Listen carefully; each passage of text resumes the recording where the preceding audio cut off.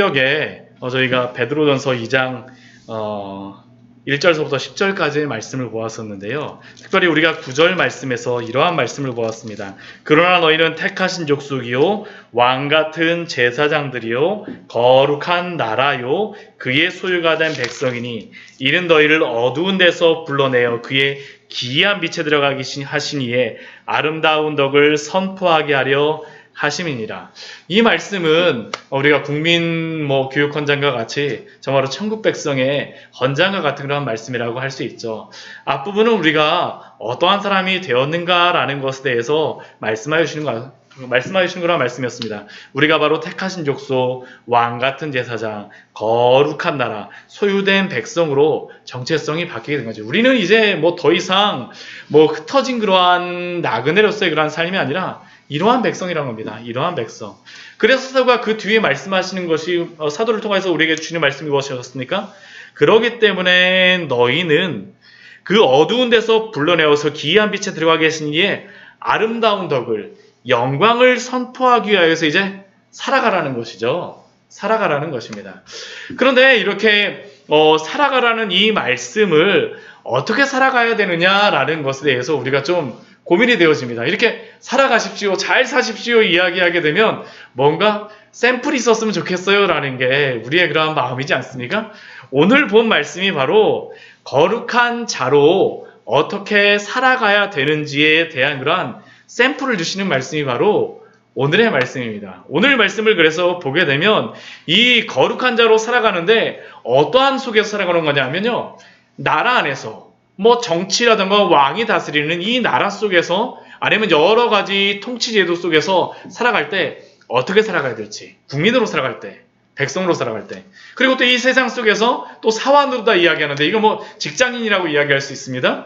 우리가 속한 그러한 곳에서 살아갈 때 어떻게 살아가야 될지를 구체적으로 말씀하세요. 그리고 이제 주일날 볼 말씀은 가정에서 또 어떻게 살아가야 될지를 이렇게 세 가지를 통하여서 말씀해 주십니다. 그런데 저는 오늘 말씀이 이 시대 가운데 정말로 필요한 말씀이라고 생각이 되어집니다. 이게 정말 그렇잖아요. 이 그리스도인으로서 이 나라 가운데에서 어떻게 살아가야 되고, 또한 우리가 직장에서, 또한 사회 속에서 어떻게 살아가야 될지, 또 가정에서 어떻게 살아가야 될지, 이 사도가 지금 말씀해 주신 이 말씀을 그대로 우리가 적용하는 걸 어떻게 우리가 살아가야 될지를 하나하나 말씀해 주시죠.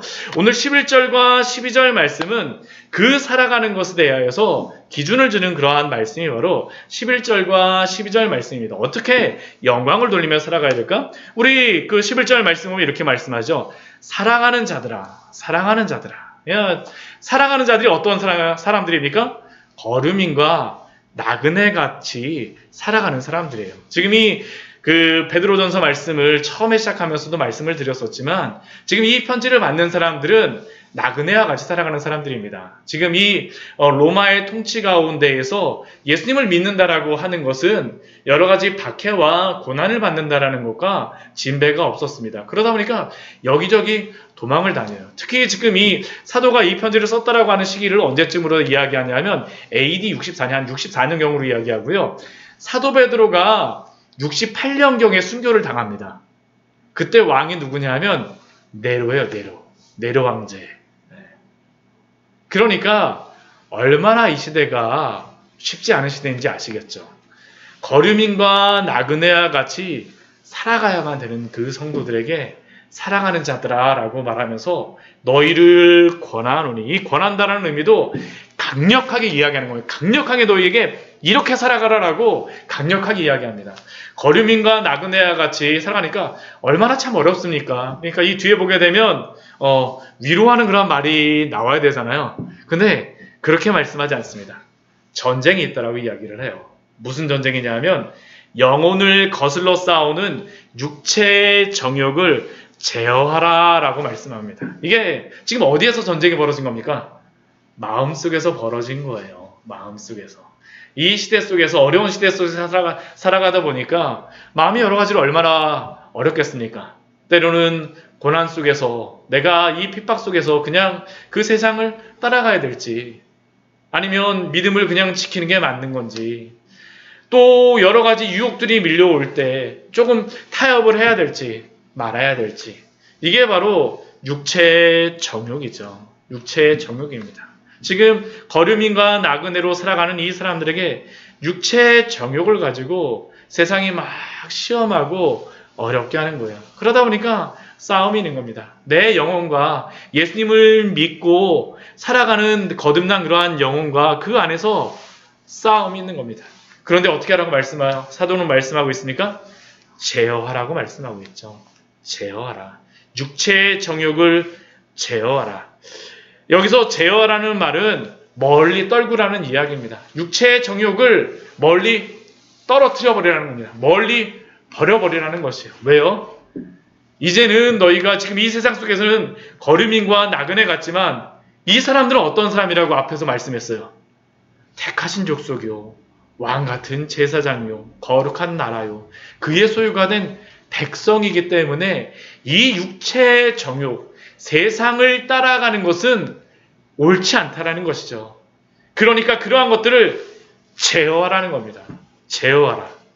그리고 또 우리가 한 가지 알아야 될 것은 무엇이냐 하면 이렇게 하나님의 그러한 백성된 사람들은 이러한 육체를 제어할 수 있는 힘이 있습니다. 힘이 있어요. 거듭났기 때문에 예수 그리스도 안에서 변화되어졌기 때문에 완전히 새로운 사람으로 되어졌기 때문에 더 이상 이 육체의 정욕이 우리를 함부로 제어하지 못하는 겁니다. 그러니까 제어할 수가 있는 것이죠. 제어할 수가 있어요. 그래서 그러한 삶을 통하여서 무엇을 하나님을 사도를 하기를 원하는 겁니까? 이 세상 가운데에서 악행한다라고 비방하는 자들, 누구를 지금 비방하는 걸까요? 거류민과 나그네와 같이 믿음을 가지고 살으려고 하는 그 믿음의 성도들을 세상을 어떻게 하냐면 막 악행한다라고 비방하고 있습니다. 이게 왜 악행한다라고 비방하라는 거냐 하면 이 시대 사람들이 보기에는 그리스도인들은 사실은 자기들의 그러한 것들을 따르질 않아요. 자기들의 어떠한 우상을 섬기는 것들을 이 그리스도인들만 가게 되면 그걸 믿지 않는다 그러니까 우상신 섬기던 걸 다 버립니다. 그러니까 우상신을 팔던 사람들은 어떻게 될까요? 쫄딱 망하는 겁니다. 싫어합니다. 예. 악행을 행한다라고 비방을 하죠. 왜 내 사업 가로막고 있어? 사실은 이렇게 비방을 하고요. 또 어떤 사람들은 로마의 그러한 황제를 숭배하는 그러한 신앙 속에서는 하나님만을 섬겨야 된다니까 어떻게 돼요?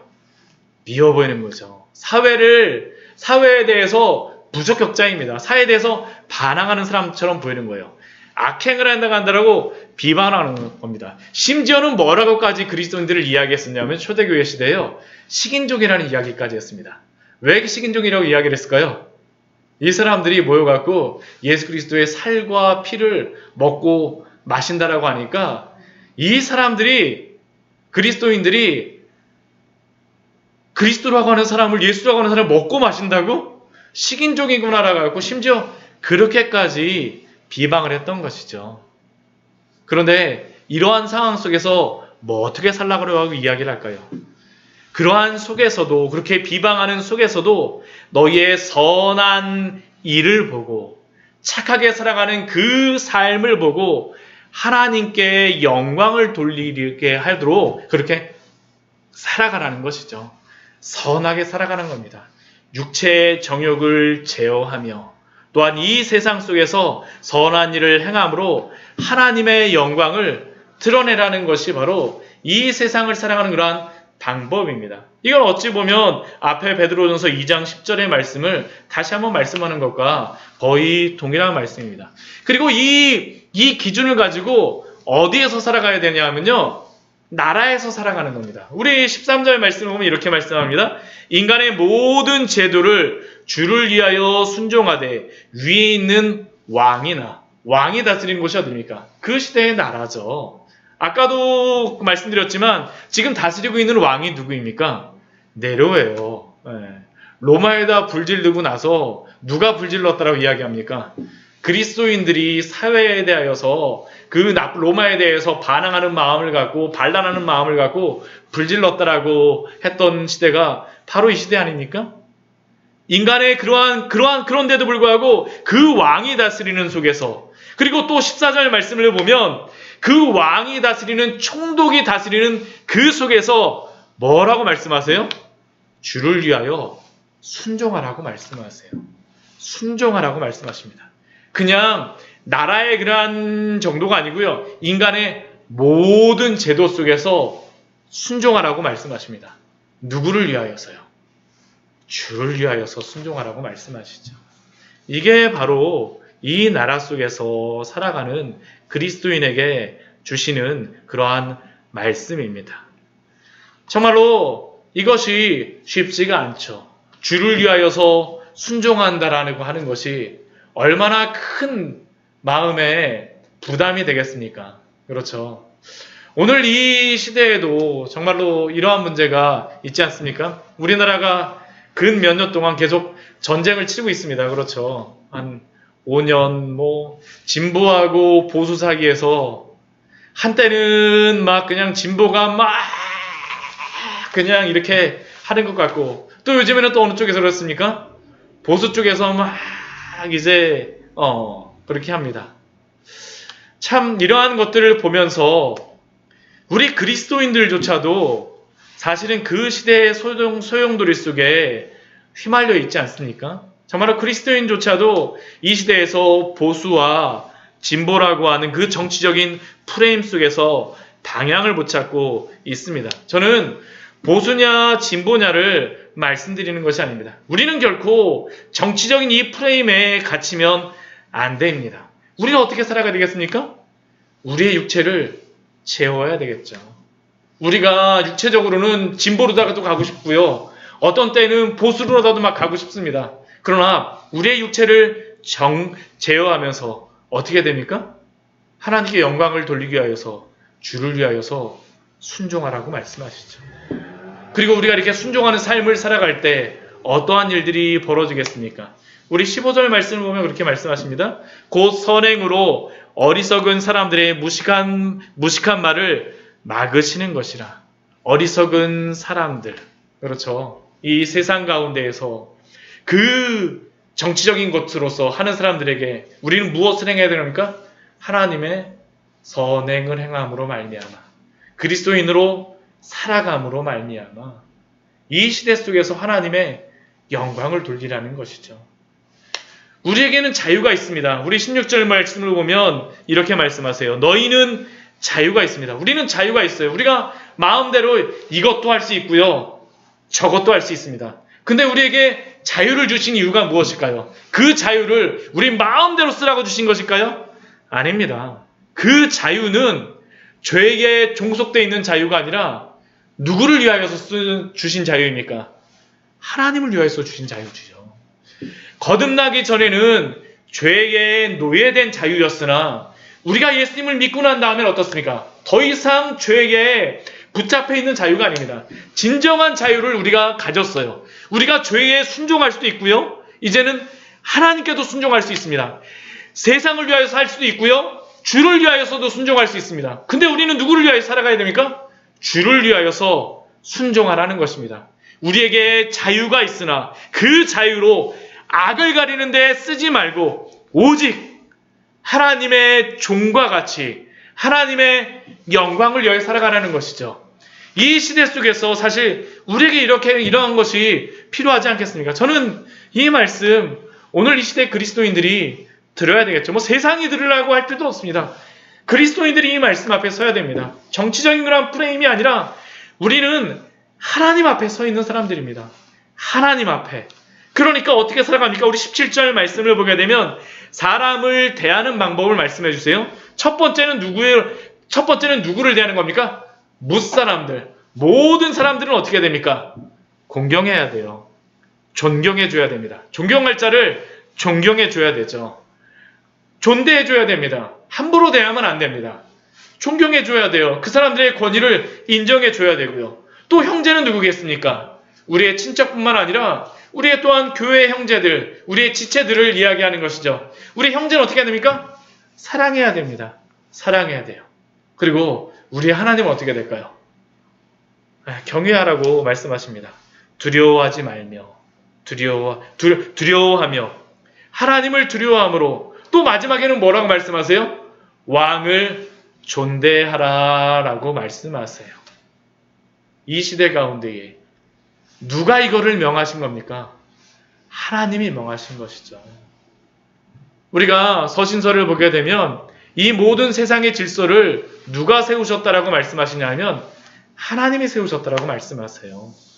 왕을 우리가 존대하는 이유는 무엇이냐면 하나님이 질서를 세우셨기 때문에 우리가 그를 존중하여 주는 겁니다. 존경하여 주는 것이에요. 근데 이게 참 재밌습니다. 그렇다고 해서 우리가 왕에게 충성하는 것은 아닙니다. 우리가 어떤 정치인이 사람에게 자신은 충성하지 않는다라고 이야기했는데요. 오늘 17절 말씀을 보면 그것을 말씀하고 있어요. 우리 17절 앞에 보게 되면 무사람을 공경한다라고 했어요. 근데 가장 마지막에 보면 무엇으로 이야기하고 있습니까? 왕을 존대한다라고 말합니다. 근데 이게 공경한다라는 단어하고요. 존대한다는 단어가 이게 원어상으로 보면 똑같은 단어입니다. 무사람을 대하는 거나 왕을 대하는 거나 어떻게 하는 겁니까? 둘 다 존경하고 공경하라는 겁니다. 그런데 왕은 어떻게 했어요? 하나님이 질서상 세워주셨어요. 그러니까 우리가 그를 인정하여 주는 것입니다. 하나님 안에서 하나님을 두려워하는 가운데에서 그 왕을 존대하라고 우리에게 말씀하시죠. 이게 바로 주를 위하여 순종하는 것입니다. 우리가 세상에 우리가 순종한다라고 이야기할 때 하나님의 영광을 위하여서 하라고 말씀하십니다. 왜요? 우리는 이 세상에서 거류민과 나그네이기 때문이죠. 11절 말씀해 보면 그렇게 말씀하지 않습니까? 거류민과 나그네라고 이야기하시죠. 나그네라는 것은 왜 나그네입니까? 집이 다른 곳에 있다라는 것이에요. 거류민이라는 것도 잠시 동안 여기에 머물러 있는 겁니다. 우리가 전세를 사는 게 그렇지 않습니까? 이 전세를 산다는 건 내 집은 아니죠. 그렇죠? 근데 우리의 참된 그러한 본향은 어디에 있다라는 겁니까? 하늘에 있다라는 것입니다. 그렇기 때문에 너희의 정체성이 누구냐라는 것이죠. 물론 우리가 이 세상 가운데에 나라에 매여 있고 제도에 매여져 있지만 그러나 하나님의 백성으로 택하신 그러한 성도로서 거룩한 하나님의 왕 같은 제사장으로서 하나님의 소유된 백성으로서 그 질서를 존중하며 하나님의 그러한 거룩한 백성으로서 선행을 행하며 살아가라는 것입니다. 이게 바로 이 나라 가운데 살아가는 그러한 방식이죠. 이게 바로 이 나라 가운데 살아가는 방식을 우리에게 말씀하여 주고 있습니다.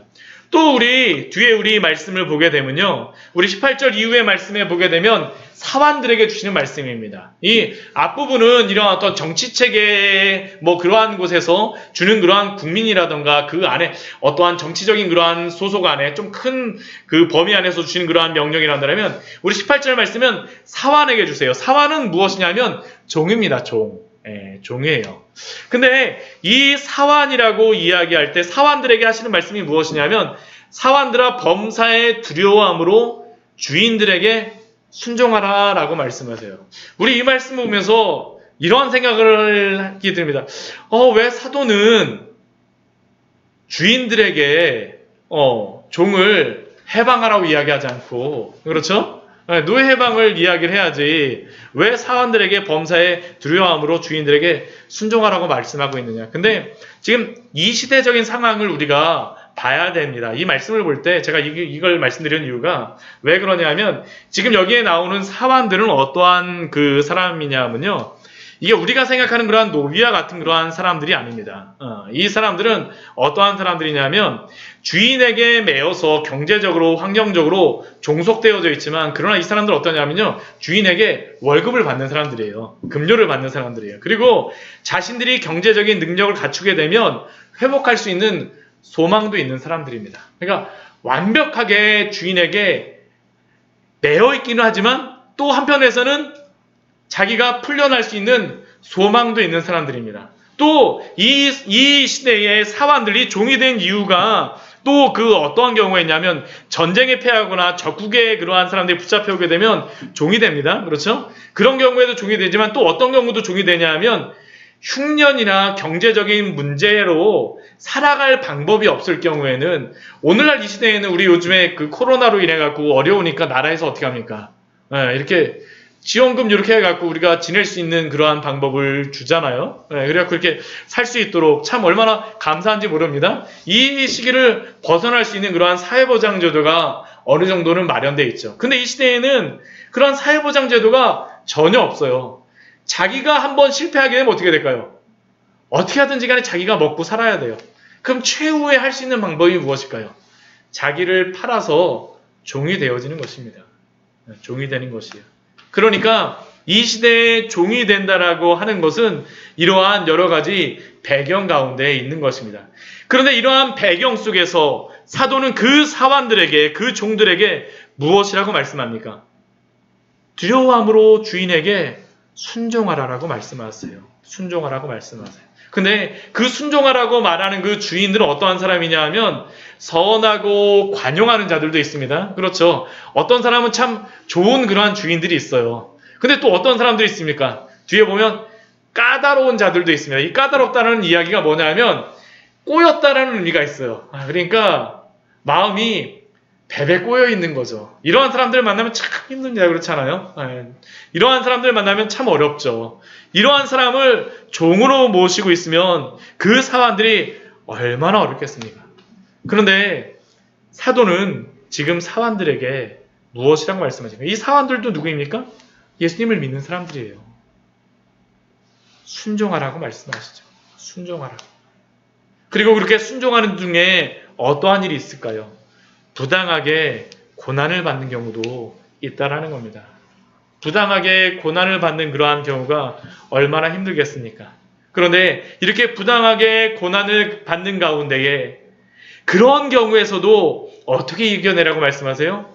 하나님을 생각함으로 감당하라고 말씀하시죠. 하나님을 생각함으로 슬픔을 참으면 아름답다라고 말씀하세요. 부당하게 고난을 받는 경우에 참으라라고 말씀하시죠. 부당하게 고난을 받는 경우에도.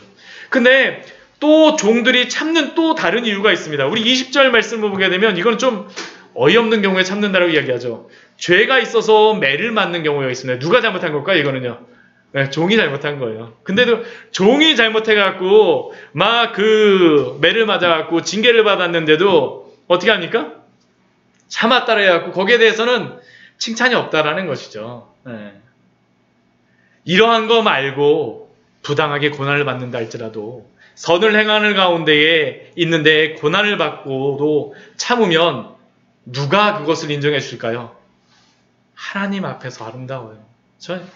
하나님이 인정해 주시는 겁니다. 하나님이 인정해 주시는 겁니다. 하나님 앞에서 아름다우니라. 하나님이 알아주시는 것이죠. 참 이게 우리에게도 얼마나 위로가 되어집니까? 때로는 이 세상이 우리를 알아주지 않을 때가 얼마나 많습니까? 얼마나 많습니까? 저도 직장을 다니면서 참 별로 그렇게 고생한 건 아니지만 제가 갑자기 이렇게 진급을 비슷하게 이렇게 직책이 올라갔습니다. 이렇게 직책이 올라갔던 이유가 무엇이냐면 제가 있던 팀이 프로젝트가 거의 실패했어요. 그러고 나서 그 제 위에 계시던 분을 제 밑으로 다 이렇게 좌천을 시켜갖고 이렇게 보냈어요, 위에서. 그리고 저를 갖다 그 자리에다 올려놓은 거예요. 그러니까 제가 거기 가갖고 얼마나 마음이 불편한지 모릅니다. 그분 보게 되면 정말로 마음이 불편해요. 그런데 또 그 일은 해야 되니까 그 프로젝트는 벌써 한 1년 정도 연기가 된 상태고 거기 가서 이걸 해야 되는데 참 그때 마음이 많이 부담스러웠습니다. 어떻게 이 일을 감당해야 되나. 억울한 일도 많죠. 억울한 일도 정말 많이 당합니다. 그러나 우리가 알아야 될 것은 무엇입니까? 하나님 앞에서 부당하게 고난을 받는다 할지라도 참으면 누가 인정해 주실까요? 하나님이 아름답게 보시고 하나님이 인정해 주십니다. 우리에게 그 약속을 주셨어요. 그리고 그것을 하기 위해서 21절 말씀을 보면 무엇이라고 말씀하십니까? 이를 위하여서 너희가 부르심을 받았으니. 아무나 이 일을 위해서 부르심을 받은 것이 아닙니다. 아무나 그 일을 위해서 부르심을 받은 것이 아니죠. 아까 제가 그거 말씀 좀 드렸었는데요. 제가 그때 막 신학교를 갈까 막 그때 생각을 했었던 기간입니다. 그래서 막 신학교를 가려고 정말 마음이 여기까지 막 왔었는데 그때 막 그 팀장이 됐었어요. 그거 하기 전에. 제가 근데 막 기도를 하는데도 하나님 응답을 안 해주시는 거예요. 뭐 응답을 해준다는 게 마음이 편하질 않아요. 근데 제가 그때 그 연말이었었는데 새벽 예배 좀 가고 아침마다 그 산에 올라가고 이제 뒤에 있는 산에 올라가고 기도 좀 하고서 내려왔었는데 그 산에 올라가서 기도하는 중에 하나님이 저한테 주셨던 마음이 무엇이냐면 제가 이렇게 보안 장비 만드는 이런 CCTV 만드는 거였었는데요. 그거를 만드는 그러한 걸 통해서 너의 가족이 너무 안전하게 살고 있지 않니? 라는 그러한 생각을 기도하고 있는데 저의 마음속에 주시더라고요. 제가 그 마음 딱 가지고 나서 야, 하나님이 여기서 열심히 일하라고 하시는 건가 보구나 하고선 정말 열심히 머리 휘어질 때까지 진짜 굉장히 한 3년 정도 열심히 했습니다. 정말로 우리를 그러한 일들을 위해서 부르신 것이죠. 우리를 위해서 부르신 것이 아니라 하나님의 그러한 선을 행하게 하기 위하여서 하나님 우리의 마음속에 그러한 마음을 주시는 것입니다. 그러한 일을 위하여서 우리가 부르심을 받았으니. 그런데 우리를 이렇게 부르셨지만 이렇게 부르심을 따라서 제대로 본을 보여주신 분이 계십니다. 그분이 누굴까요? 예수님이세요. 오늘 말씀을 보게 되면요. 앞에 나라에 대한 말씀도 나오고 사환들 종에게 주는 그러한 말씀도 나오지만 사실은 이 모든 것들을 우리가 당할 때는 사실은 너무 억울해요. 너무 억울합니다. 정말 우리가 그러한 억울한 일을 당하게 되면요. 정말 억울하고 힘들어요. 정말 힘듭니다. 밤에 잠도 안 오고요. 막 너무나도 힘들지 않습니까? 근데 그 본을 누가 보여주셨습니까? 예수님이 보여주셨어요. 예수님은 어떤 분이십니까? 우리 뒤에 말씀을 보게 되면 그것을 보여주세요. 예수님은 죄가 없으셨습니다. 그렇죠. 입에 거짓도 없으셨어요. 그런데 예수님은 죄도 없으시고 거짓도 없으셨는데 나라에 버림을 받았죠. 예수님은 반역을 하시지 않으셨는데 반역자로 매장을 당했죠. 로마의 반역자, 나사렛의 왕, 유대의 왕, 반역자로서 그 모든 고난을 당하지 않습니까? 그뿐이 아니죠. 억울한 일을 당하셨습니다. 예수님같이 억울하신 분이 어디 있어요? 죄도 없으시고 거짓도 없으신데 우리 23절 말씀과 같이 예수님을 향하여서 욕을 막 내뱉습니다. 너가 하나님의 아들이야? 막 침을 뱉어요. 정말 그래? 때리고서 누가 때렸는지 한번 맞춰봐. 너가 정말 하나님의 아들이라면 한번 내려와봐. 정말로 그 억울함과 함께 그 치욕스러움. 근데 예수님은 어떻게 하셨을까요? 답변하지 않으세요. 욕하지 않으시죠. 고난을 당하셨습니다. 근데 예수님이 왕으로서 천군 천사로서 분명히 심판하실 수 있음에도 불구하고 위협하지 않으세요. 대신 예수님은 어떻게 하셨습니까? 하나님께 기도하셨죠. 저는 예수님께서 가상 7원을 통하여서 십자가에 계실 때에 말씀하신 그 말씀이 바로 오늘 오직 공의로 심판하시는 이에게 부탁하시며 이 말씀이라고 생각을 합니다. 우리 누가복음 말씀 한번 같이 한번 찾아보도록 할까요? 예수님이 그 십자가 위에서 무엇이라고 말씀하셨습니까? 그 자신을 향하여 십자가에 못 박은 그 사람들을 향하여서 예수님이 누가복음 23장 34절에서 이렇게 말씀하시죠. 23장 34절입니다. 같이 한번 읽겠습니다. 이에 예수께서 이르시되 아버지 저들을 사하여 주옵소서 자기들이 하는 것을 알지 못함이니이다 하시더라. 그들이 그의 옷을 나눠 제비 뽑을세. 예수님은 어떻게 하십니까? 그대로 하시지 않으시죠. 하나님 앞에 기도하세요.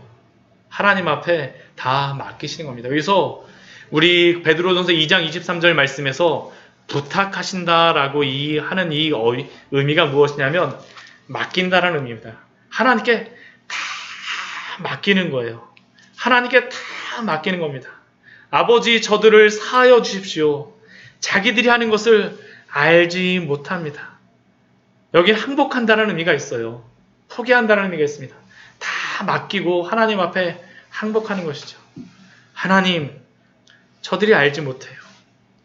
또 우리 뒤에 46절 말씀을 보면 누가복음 23장 46절 말씀을 보면 예수님께서 무엇이라고 말씀하십니까? 우리 같이 한번 읽어보도록 하겠습니다. 예수께서 큰 소리로 불러 이르시되 아버지 내 영혼을 아버지 손에 부탁하니이다 하고 이 말씀을 하신 후 숨지시니라.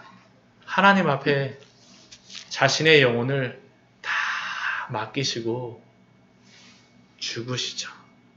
공의로 심판하시는 이에게 부탁하셨습니다. 왜 우리가 이 세상 가운데에 참지 못하고 인내하지 못하고 선을 행하지 못할까요? 그것은 바로 오직 공의로우신 하나님께, 그 심판하시는 하나님께 온전히 맡기지 않았기 때문이 아닙니까? 우리는 하나님의 주권을 인정하지 못하고 하나님의 때를 인정하지 못하고 하나님의 방법을 인정하지 못하고 내가 속 시원한 방법을 하겠다라고 끝까지 하기 때문에 사실은 이러한 것들이 우리 속에서 나오지 않는 것이죠. 하나님께 끝까지 믿고 기도하지 못하기 때문이 아닌가요? 근데 예수님께서는 이것을 보여주셨습니다. 오직 공의로 심판하시는 이에게 부탁하시며. 예수님이 바로 우리에게 본을 보여주신 것이죠. 그리고 이것을 통하여서 우리에게 주신 것이 무엇입니까? 우리 24절 말씀에서 예수님이 이렇게 자신이 억울한 일을 당하시고 나라에서 죽임을 그 로마에서 죄수로 십자가에 못 박히신 가운데에서 그가 행하신 것을 우리에게 보여주십니다. 친히 나무에 달려 그 몸으로 우리 죄를 담당하셨으니. 친히 나무에 달려. 사도 베드로는 십자가에 달렸다라고 말씀하지 않습니다. 나무에 달렸다라고 이야기를 해요. 왜 나무에 달렸다라고 하겠습니까? 이것은 신명기 21장 말씀을 기억하게 하시기 위하였습니다. 나무에 달린 자는 하나님께 저주를 받았습니다. 어떻게 우리의 죄가 용서함을 받았습니까? 예수님이 친히 나무에 달려서 저주를 받으셨기 때문이죠. 그래서 우리의 죄가 용서함을 받지 않았습니까? 예수님을 죽이고 예수님을 십자가에 못 박은 자들이 사실은 그들이 못 박아야 되는 그 나무에 그들이 받아야 될 그 저주에 누가 저주를 받으신 겁니까? 하나님이 받으셨죠. 예수님이 받으셨죠. 예수님이 그 나무에 달려 죽으셨습니다. 그러므로 우리의 죄가 사하여졌고 우리가 의에 대하여 살게 되어진 것이 아닙니까? 이게 24절 말씀에서 우리에게 말씀하여 주신 것입니다. 우리 24절 말씀, 우리 2장 24절 우리 같이 한번 읽어볼까요? 친히 나무에 달려 그 몸으로 우리 죄를 담당하셨으니 이는 우리로 죄에 대하여 죽고 의에 대하여 살게 하려 하심이라. 그가 채찍에 맞음으로 너희는 나음을 얻었나니. 이게 바로 예수님이 우리에게 보여주신 것이죠. 예수님이 우리에게 본으로 우리에게 보여주시고 우리에게 알려주신 모습입니다. 그분은 나라에서 로마에서 죄인으로 반역자로 낙인 찍혀 십자가에 죽고 그 억울한 일을 당하셨음에도 불구하고 원수된 우리를 구원하여 주셨습니다. 지금 그래서 우리는 어떻게 됩니까? 우리 25절 말씀을 보게 되면 그 결과가 나오죠. 너희가 전에는 양과 같이 길을 잃었더니 지금은 어떻습니까? 이제는 너희 영혼의 목자와 감독 되신 이에게 돌아왔느니라. 우리는 돌아온 자가 되어졌습니다. 우리는 다 양 같아서 제 갈 길로 갔지만 우리 주 예수 그리스도가 십자가에 못 박히시고 저주받으심으로 우리가 하나님께로 돌아온 줄 믿습니다. 오늘 말씀은 우리에게 우리가 이 세상 속에서 어떻게 살아가야 될지 말씀하여 줍니다. 우리나라는 한이 많은 나라라고 이야기를 해요. 그렇죠? 네. 그 마음에 풀지 못한 원한과 억울함으로 죽은 사람들, 그래갖고 귀신들도 왜 그렇게 많은지 모르겠어요. 그렇죠? 네. 정말로 한이 뼈에까지 사무친다라고 우리나라에만 있는 단어라고 하지 않습니까?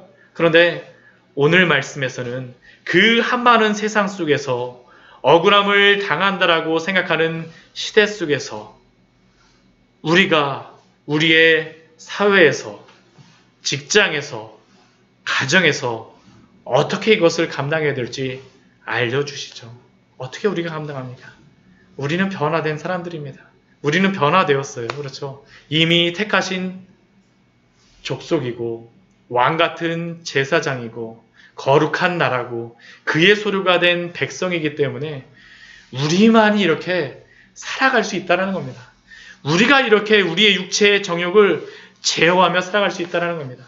그리고 이 세상 속에서 살아갈 때에 그렇게 주를 위하여서 순종할 수 있다라는 것이죠. 그래서 인내하라고 말씀하세요. 인내하라고 말씀하십니다. 하나님을 생각함으로 참으십시오. 하나님이 기억하여 주십니다. 또 그리스도를 우리가 이러한 일을 당할 때 어떻게 됩니까? 그리스도를 기억하십시오. 우리는 예수 그리스도와 연합함으로 구원을 받은 것뿐만 아니라 우리가 고난을 받을 때에도 예수 그리스도와 연합되어 있음을 기억해야 됩니다. 이미 예수님께서 그 억울함과 고난을 다 당하셨습니다. 다 아세요. 그렇게 억울함의 순간 공의로우신 하나님께 끝까지 맡기십시오. 우리는 주님께 돌아온 성도들입니다. 하나님의 자녀들입니다. 우리 같이 기도하도록 하겠습니다. 우리 같이 기도하며 나아갈 때에요. 우리 오늘 말씀